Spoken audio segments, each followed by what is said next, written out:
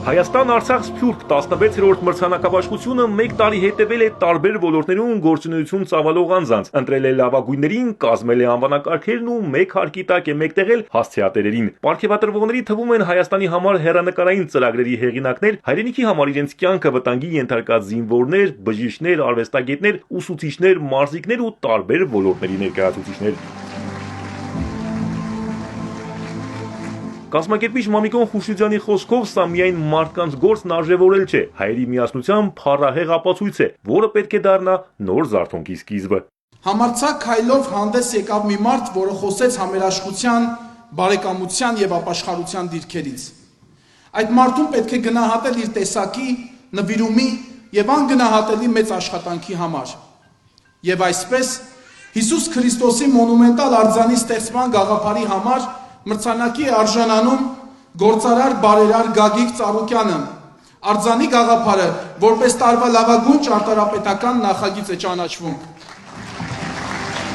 Մրցանակը կստանա Գագիկ Ծառուկյանի որդին Հովհաննես Ծառուկյանը։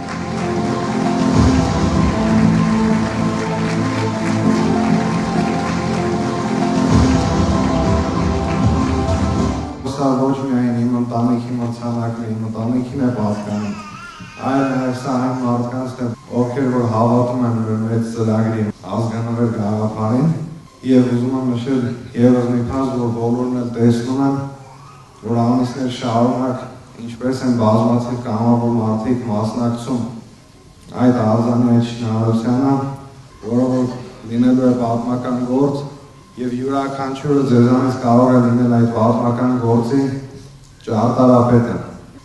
Եվ այսօր այստեղ տեսնում եմ բազմաթիվ մեր եղբայրներից զինծառայող, ովքեր պատերազմել են, վիրավորում են ստացել, հերոսաբար կռվելով, մարտնչելով։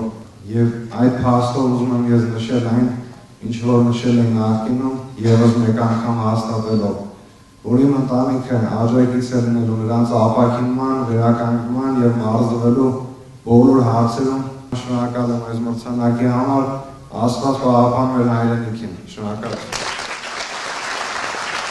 Մրցանակ է ստանում նաև Հայաստան-Արցախ համահայկական երիտասարդական միության նախագահը արցախահայությանն ուղղված բազմաթիվ բարեգործական ծրագրերի համար։ Հայրենիքին մատուցած ծառայությունների համար մրցանակի է արժանանում նաև լեգենդար Արարատ 73-ի ֆուտբոլիստ Սերգեյ Բանդարենկոն։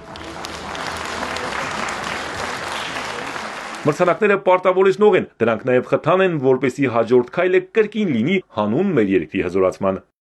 Արամ Մանուկյան, Հարություն Հովսեփյան, Էպիկենտրոն։